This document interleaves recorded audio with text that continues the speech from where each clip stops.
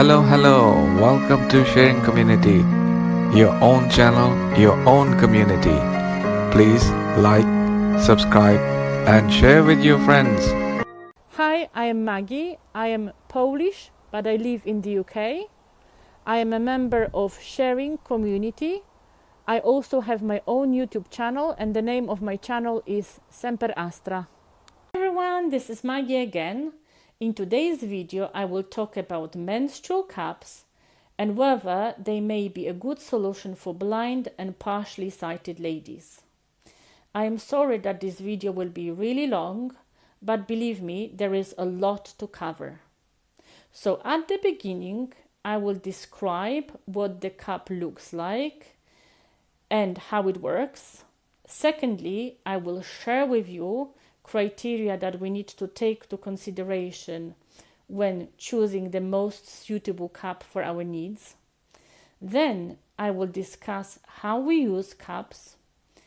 And in the final part of this video, I will talk about pros of using menstrual cups, difficulties that blind and partially sighted ladies may encounter, and strategies that may enable us to overcome these difficulties and use menstrual cups without any sight.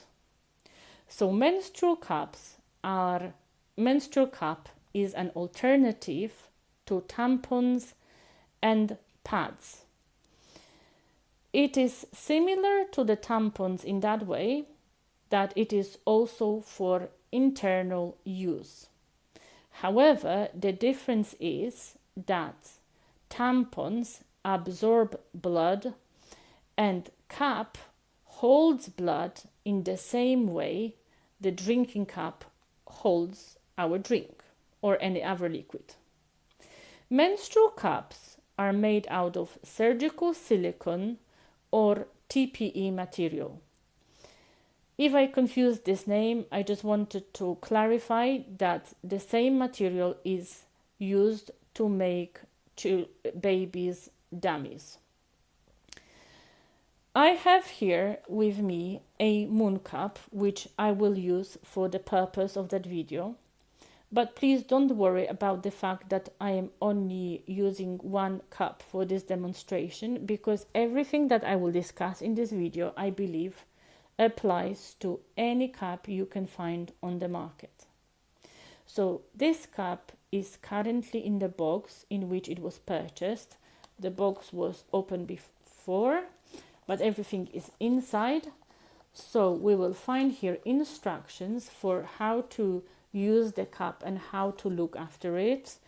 We will also find here a little storage bag, and this storage bag is a material bag, which is great because we can easily wash it.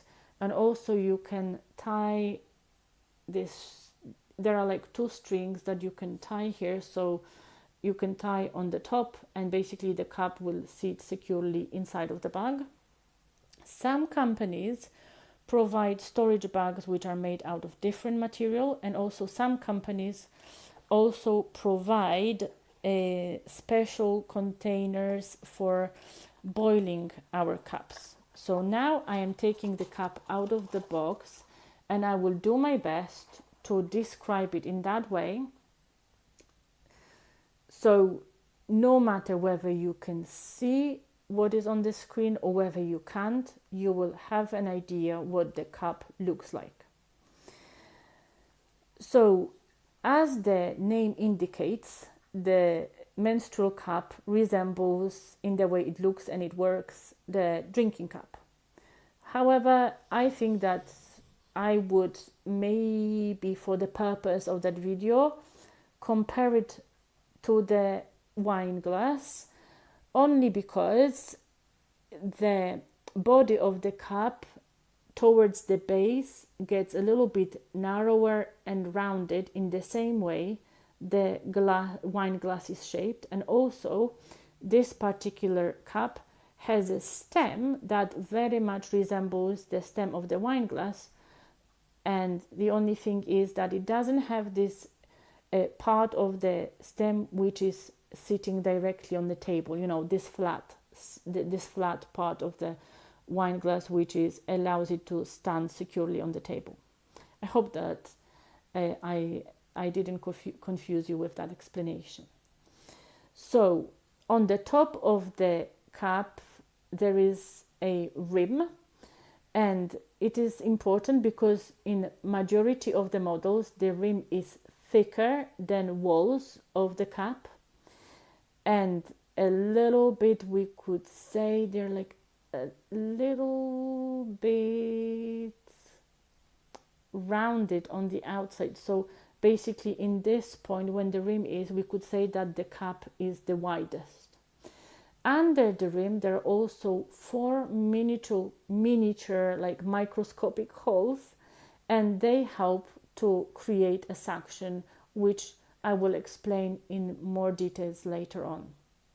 The cups come in wide variety of sizes, lengths, shapes, colors, and also the firmness vary a lot. So now I will move on to describing criteria that we need to take to consideration when choosing the best cup for us, of course.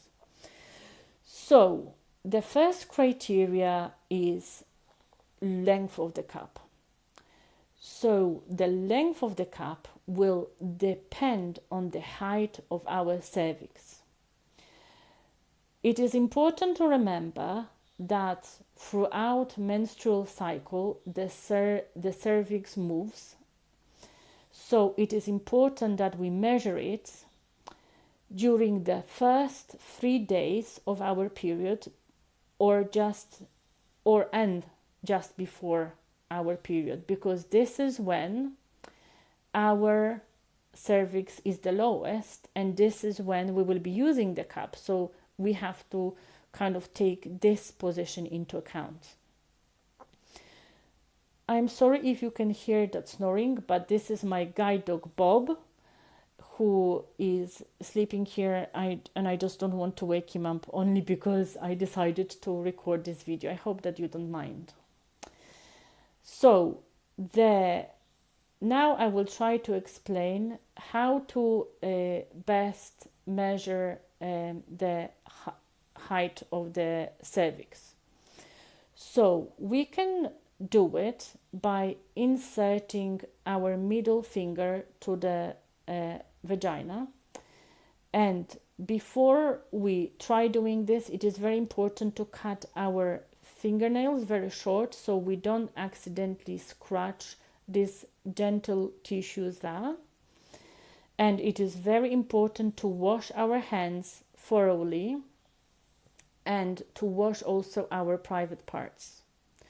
To take measurements, it is important either to sit down or squat down, and then we may start inserting gently our middle finger to our vagina.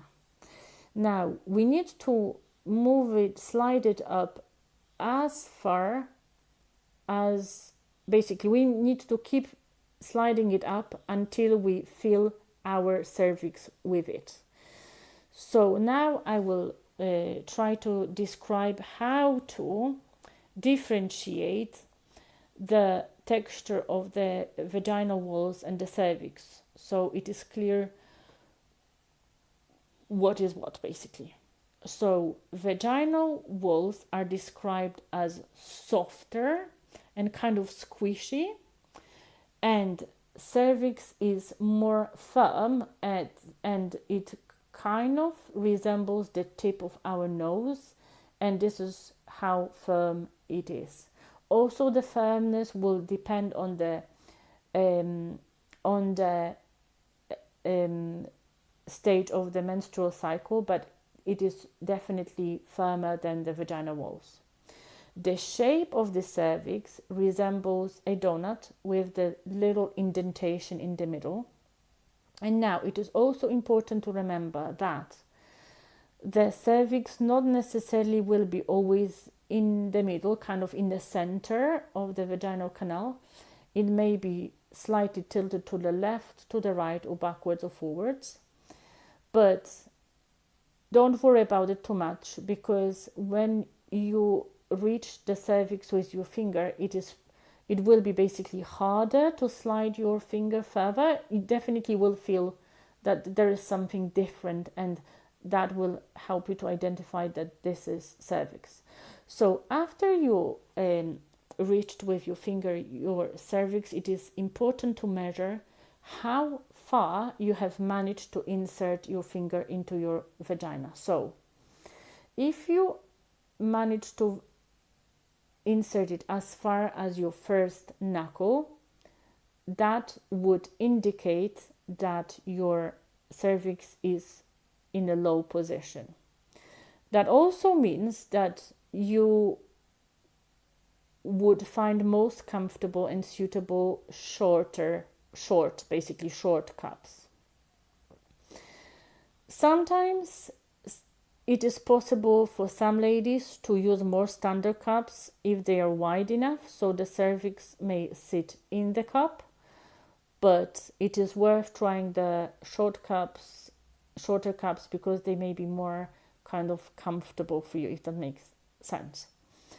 Then if you manage to insert your finger to your vagina as far as your second knuckle, that would indicate that your cervix is positioned in an average height, and probably standard cups would work for you.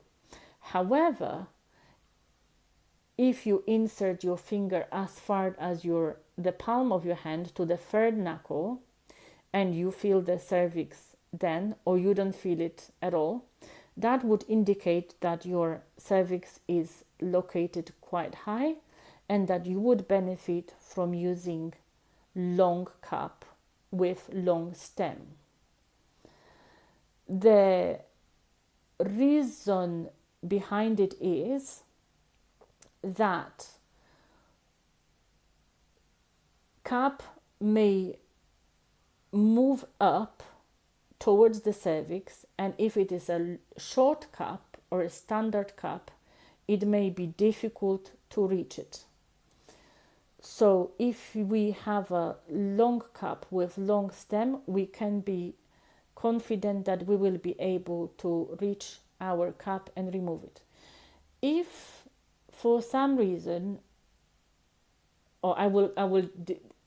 if for some reason you, after inserting your fingers to your vagina, you don't feel your cup, please don't panic. Just relax and bear down with your muscles, and the cup will be brought down by the muscles, and you will be able to reach it. Don't worry, definitely the cup is not going to get lost, and it is not going to move, upwards to the uterus. That, to my best understanding, is technically impossible. So it is really important to relax, bear down, and it will be possible to remove it. Then at this point, I also may mention that there are different shapes of the stem. So here my cup has a stem, as I mentioned, that resembles the stem of the wine glass, or you could describe it also as a thick string. But there are also stems that are shaped like a ball or like a loop. And some people find it more comfortable. The only thing that I kind of researched about this is that if you have a stem which resembles the string, you can then adjust it to your needs. So for instance, you can just cut it with scissors a little bit, or cut it in the middle, or cut it cut it off completely. So you can kind of decide how much you want to cut off, and you may, cut off a little bit, then cut off a little bit if you need a little bit more, and then you can find your perfect length. And some articles online suggest that if you have a ball, then you have to, or a loop, you may need to cut it off completely or just to keep it.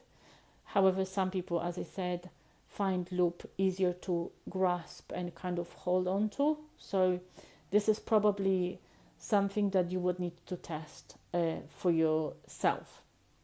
So the next criteria is the width of the cup.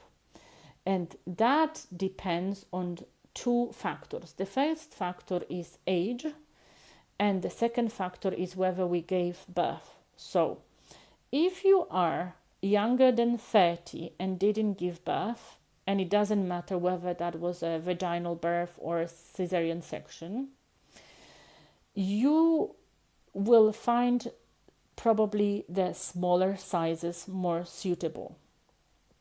However, if you are younger than 30 and you gave birth, that would suggest that you would probably find more suitable larger sizes. Also, if you are over 30, no matter whether you gave birth or not, you will find more suitable, probably larger sizes. It is difficult to give more tips about sizes because sizes differ a lot depending on the brand. For instance, some brands use sizes that are used for clothes, like small, medium, large, and extra large. And some companies just use two sizes, like A and B or 1 and 2. So it is important to research exactly the brand that we are planning to choose. Now, the next factor is how heavy our flow is. So more heavy our flow is, then probably we would benefit from bigger capacity, and this is also described for each brand and for each model of the cup. There are also some, like we could say, spreadsheets which kind of compare different cups. Sadly, they are very, very kind of like diagrams and graphics, and it is kind of nearly impossible to read them with the voiceover or JAWS or any other speech output. So if you wanted to look at the diagrams like that, you would probably need a help of the sighted person. The next thing which is very important to consider is firmness of the cup. And I know I read that many ladies believe that softer the cup is, then the better it is. But sadly, this is not the case. So the ladies who have active lifestyle and who exercise a lot would benefit from having firmer cup, because soft cup will be simply squashed by the muscles of pelvic floor, and they would even kind of squash when the cup is inserted and the cup will start leaking, or they will just not open up in the vagina and they will also leak. So this is why the firmness needs to be adjusted. So if more you exercise, more busy you are, then probably more firm cup you would benefit from. And the soft cups are particularly recommended to people who have kind of not very active lifestyle and who may have some sensitivities, like for instance sensitive bladder or sensitive tissues, or they maybe suffer from piles. That was another suggestion that I managed to find. So the factor that may be important to remember also is that sometimes the firmness of the rim differs from the firmness of the body of the cup, so from the firmness of the walls of the cup. So it may be also important to check that. And just remember that although kind of softer cups sound more comfortable, it is harder to make sure that they are open properly and that they do what they're supposed to do. Now, the last thing that I would like to mention is the color of the cup. And it is important to be aware of the fact that very light colors like white or some bright colors may discolor when they are in contact with blood or when they are boiled. That doesn't mean that the cup is dirty. It is just the same process that happens to our clothes. So if you care about aesthetics, it is maybe a better idea to choose darker cup. And I think that this is all about criteria, and forgive me that I'm that hesitant, but I don't use any notes for these videos because I just like talking to you as if I was talking to my good friends.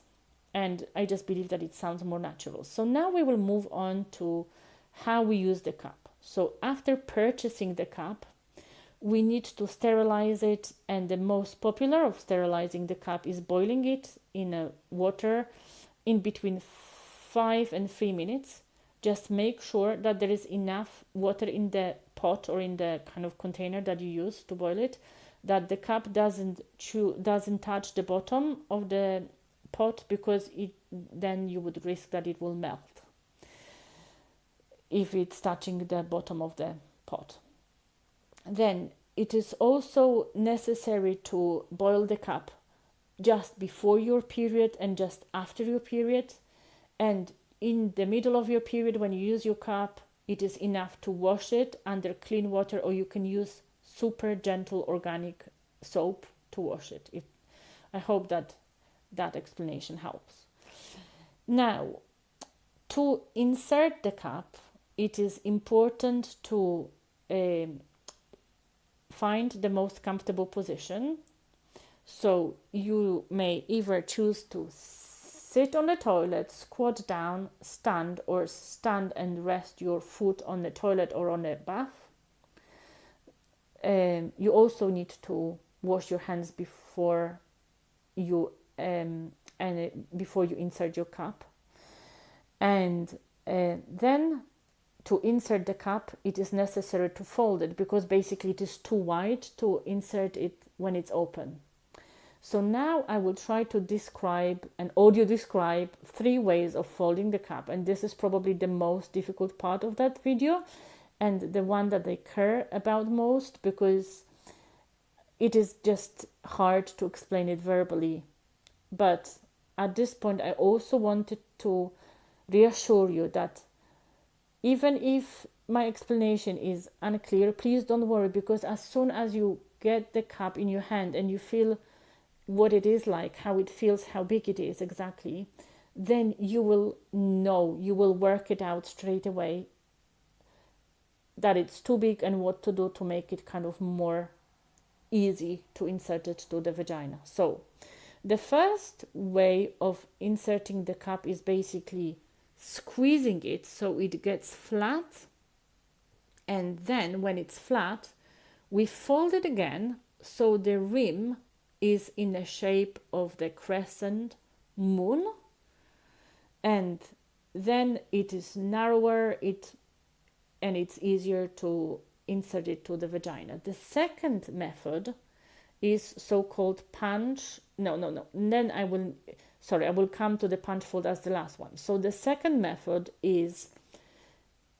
the first step is similar. So again, we just squeeze it, we make it flat, and then we fold over one of the corners to the base of the cup.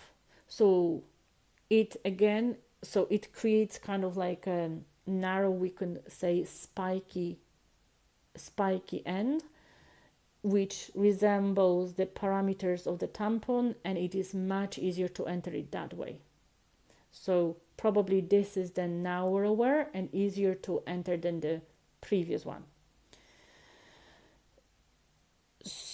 The last fold that I would describe is so-called punch fold, and we don't have to squeeze the cup, we can leave it open, and the thing that we would do is to punch down the rim on one side so it touches the bottom of the cup. So we really push in the rim of the cup to the bottom, so it is inside touching the bottom of the cup, and then we squeeze the sides, and again we have narrow end which resembles again parameters of the tampon, and it is much easier to enter to enter to the vagina. Now, don't worry too much about how far to insert it to the vagina, because in the same way you feel how far to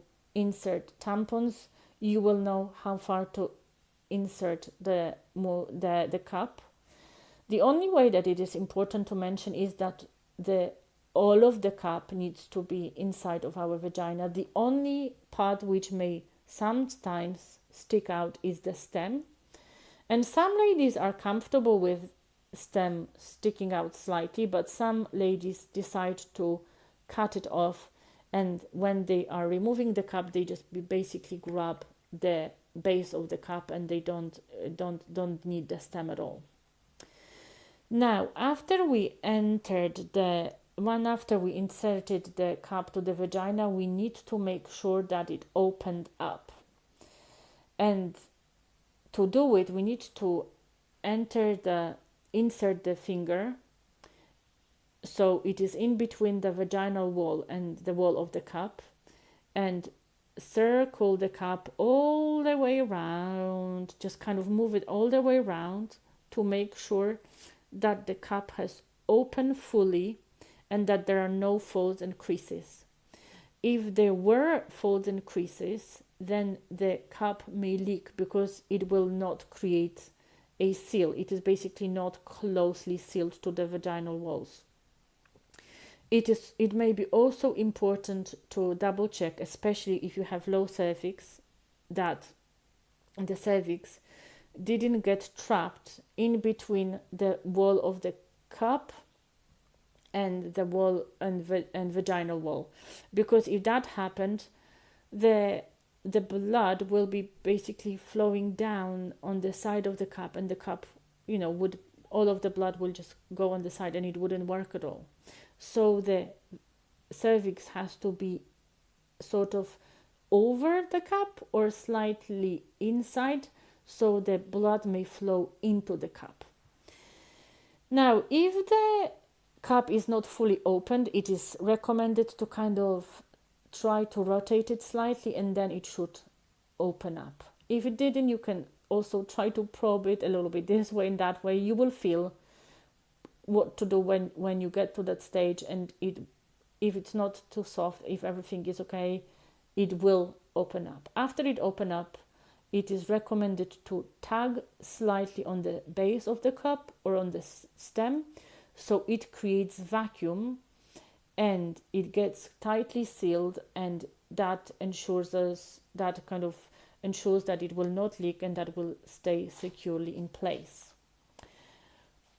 To remove the cup, again, we need to wash our hands, and now Bob is making himself comfortable on the bed. Sorry about that.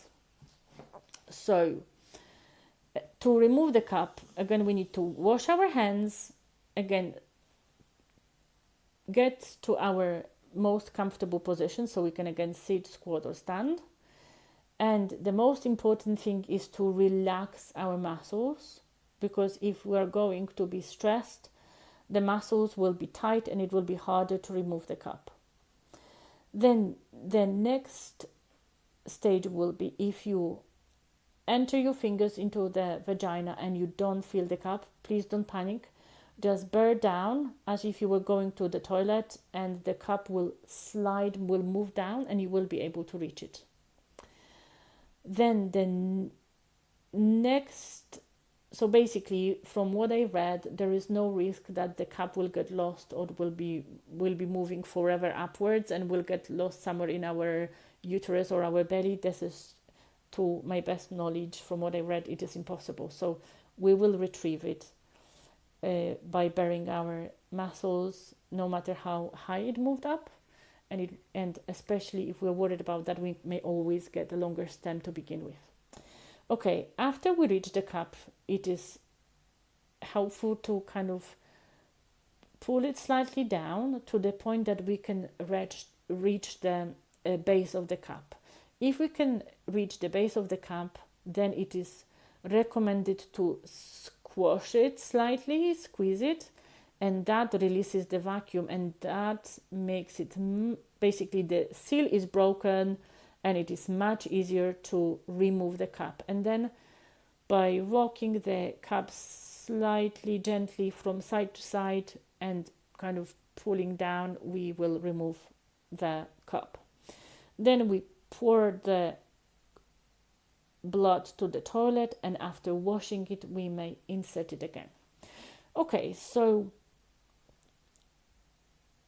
I am sorry again that this description was so chaotic, But as I mentioned, I really want to make sure that it makes sense. So the next part will be about advantages of the cup and difficulties that blind ladies may, or partially sighted ladies may encounter, and also ways of overcoming these difficulties. So I will start with advantages. So the first massive advantage is that cups are eco-friendly. So if we look well after our cup, we may use it even up to 10 years, and some people say that it could be even up to 15 years. So if you imagine how many pads and tampons we would use in this time, and we also need to remember that majority of tampons and pads have plastic parts in them. There is some foil always to kind of increase capacity and security, and this foil will not decompose for maybe even few centuries. So basically in this amount of time, in this 10 years, probably we produce a mountain of waste. The second big advantage is finances. So initially purchasing the cup may be expensive because it costs around maybe £20, depending on the type and company, of course. And some ladies need to try few cups before they find the ideal cup. So this initial stage may be expensive, but after you found your suitable cup, you are really saving money, and you can compare it yourself because you know yourself best how much you spend monthly on tampons and pads. Then the next advantage is that tampons absorb blood, but they not only absorb blood, they also absorb the moisture from our vagina.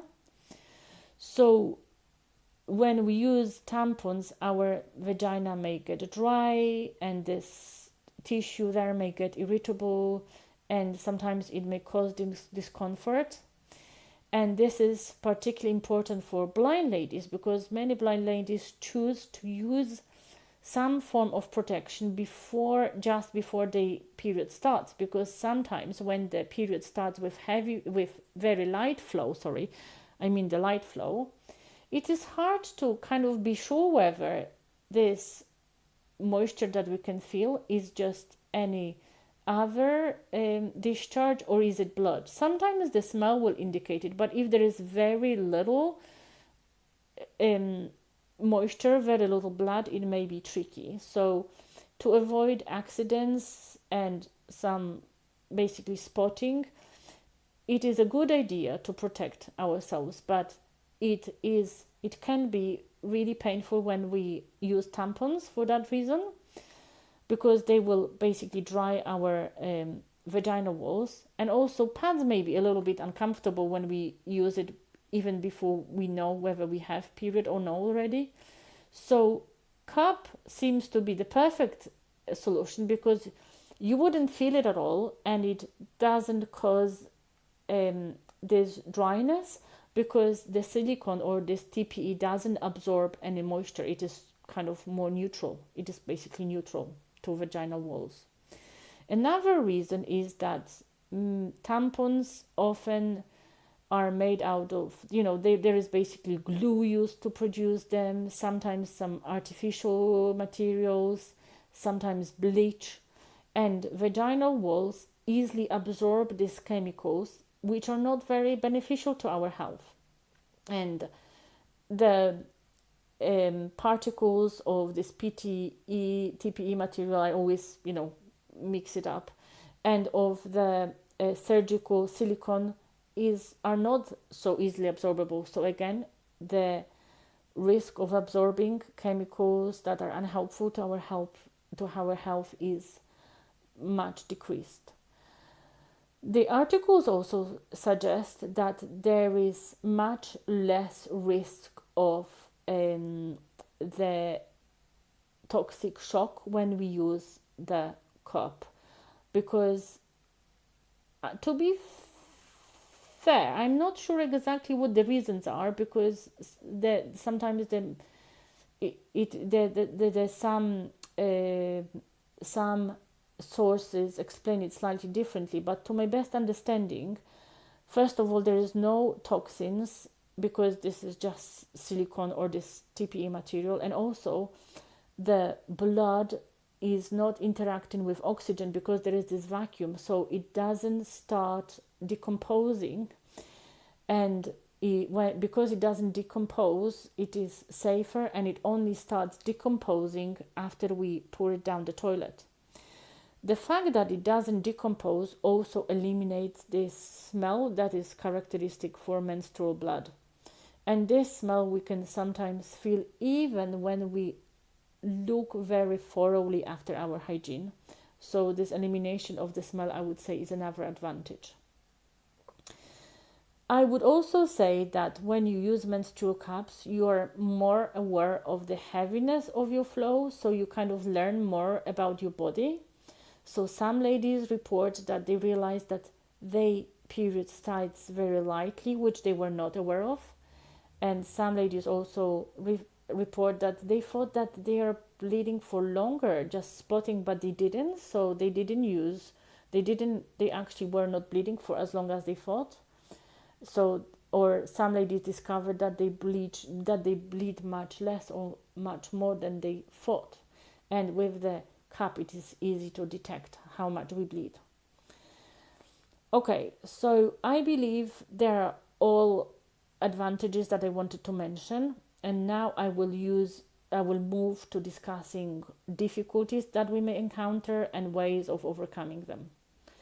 So probably the main difficulty is that when we remove the cap, there is much higher risk, I would say, that we may spill blood.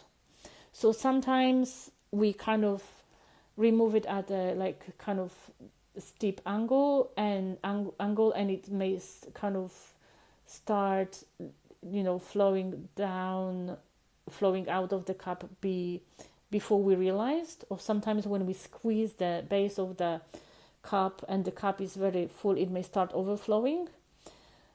So I would suggest that for blind ladies or partially sighted ladies, it is the safest to remove the cup when sitting on the toilet and over the toilet, because then, even if that happens, all of the blood will just flow down the toilet. The second thing that it's important to remember is that sometimes when we want to wash the cup in the sink, like to rinse it out in the sink, and even when we kind of emptied the cup and held it for a while, so we are sure that kind of all drops kind of went down the toilet, it is possible that some particles of blood are still on a cup, or some tiny drops, and we may spill them when we carry the cup to the toilet, to the sink. So to prevent that, many ladies use simply bottle of water and wash out the cup over the toilet again.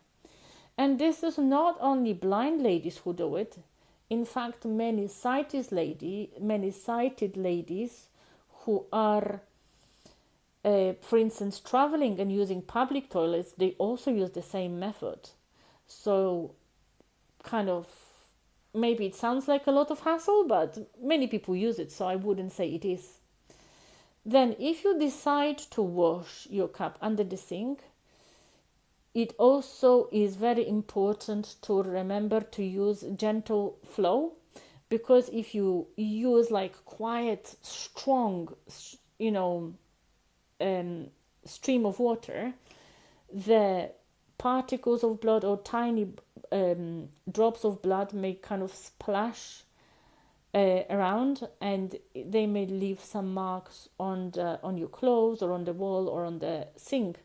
And if your vision is really poor, or if you have no vision at all, like I don't, you wouldn't even realize it, which may be stressful. So it is very it may be stressful if you're aware of this and you worry about that. And it is important, I would say, to be aware of this.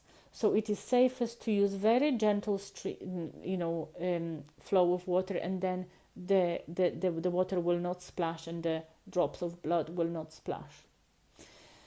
Then it is also maybe worth mentioning that there may be blood on our fingers, but it also is when we use tampons. So anyway, we should always wash our hands after using the toilet, but it may be helpful to have some wipe with you, like baby wipe, if you're worried about this, so you can wipe your fingers straight away, or just wash your hands thoroughly after doing this. Okay, so the final difficulties that I would like to mention is the fact that if there were some problems with leakage, the leakage may be tiny, and it may be hard to detect without sight. So when there is a big, like spot of blood, if the leakage was big, you know that the kind of the material which is stained by blood kind of gets rougher and harder, so you will feel if there is a lot of blood. But if there was only tiny bit, it may be hard to detect it with your fingers. So this initial stage when you check whether the cup is not leaking may be hard, but I would hope that you will have a sister, friend, mom, somebody close to you who would help you to check it out, because you just need checking once or twice, and then then you may be confident that everything is fine. So it is worth to overcome this difficulty. The last thing that I would also maybe suggest is that some ladies are discouraged by these initial difficulties, that they worried whether they will cope or whether they understand everything well, and especially if you can't see the diagrams, that can be scary. But it is really worth to overcome this first stage, because then the benefits, may be really helpful to you. So I also forgot to mention before that probably you will empty your cup far fewer times than you change your tampons and pads, because cups have bigger capacity. So some ladies do it only twice a day, like every 12 hours, in the morning and in the evening. To begin with, it is recommended to empty your cup as often as you would change your pad or your tampon, to kind of gauge more how quickly it gets full, and then you will work it out how often you may need to empty it, but it will be not as often as changing pads or tampons. So that is kind of also, I would say, comfort, because you may go to have a wee or even a poo without removing the cup. Then another thing that I forgot to mention earlier is that if you struggle with inserting the cup, you may use some form of water-based lubricant, and that will help to kind of insert the cup. It will be easier. And also you can just use clean water, that also will help to insert the cup. So I hope that I covered all of the information that I was planning to. The only thing that I will say at the end is that just please remember, I am not medically trained. So if you have some medical concerns and you want to double check whether you're able to use the cup, please talk to your doctor, to the GP, to the nurse, to somebody medically qualified, and I would double check all of your concerns. To my best knowledge, it may be harder to use the cups if you have some sort of coil, and because the strings may get trapped in between the wall of the cup and vaginal wall, and you may kind of slightly displace the coil. I don't think you would pull it out, but you may displace it, and it may be painful, or basically it would maybe stop working correctly. And I also read that after just giving birth, it is also not recommended to use cups at all, because the risk of the infection is too high. So I hope that you found this video helpful, and I hope to see you soon in my next recording. Bye bye.